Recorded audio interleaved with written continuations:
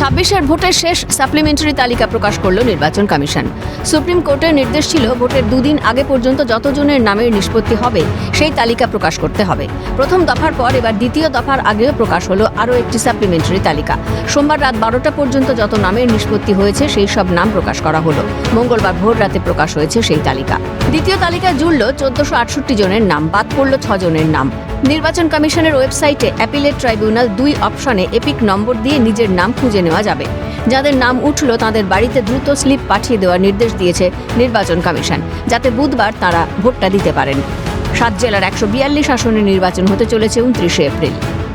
আপনার ইনক্লুশন হয়েছে 1468 আর ডিলিট হয়েছে 6।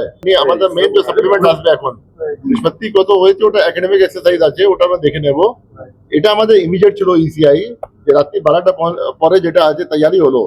যত পর্যন্ত ফেজ 2 তে 142 সিটসে নিষ্পত্তি হয়েছে, যেটা ম্যাটেরিয়াল ডিফারেন্স হবে, যেখানে আপনার ভোট দিতে পারবে মানুষ ইয়া ভোট কেটে যাবে, ওটা যে আছে ওটা আমি বললাম আপনাকে ফিগার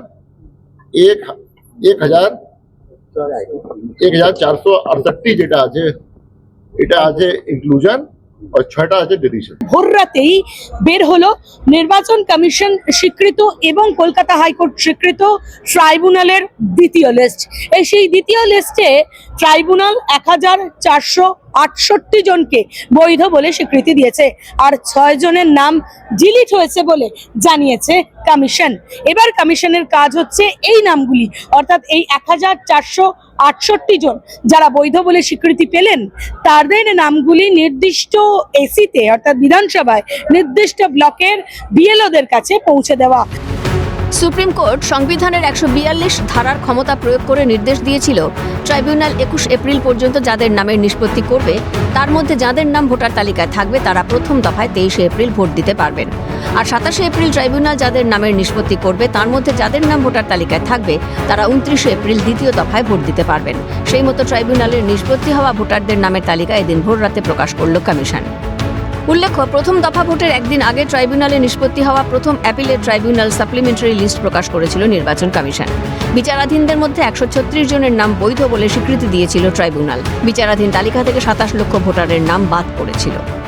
আজকে রাতের মধ্যেই বিএলওদের কাছে সেটা হার্ড কপি পৌঁছে যাবে এবং সফট কপি ইতিমধ্যেই তাদের কাছে পৌঁছে গিয়েছে, যাতে আগামীকাল তারা যখন নির্বাচনে অংশগ্রহণ করবেন যাতে ভোটারদের কোনো অসুবিধে না হয়, তারা সরাসরি বিএলওদের কাছে ওই লিস্টে নাম পেয়ে ভিতরে গিয়ে ভোট কেন্দ্রে গিয়ে ভোট দিতে পারেন, এমনটাই ব্যবস্থা করবে নির্বাচন কমিশন।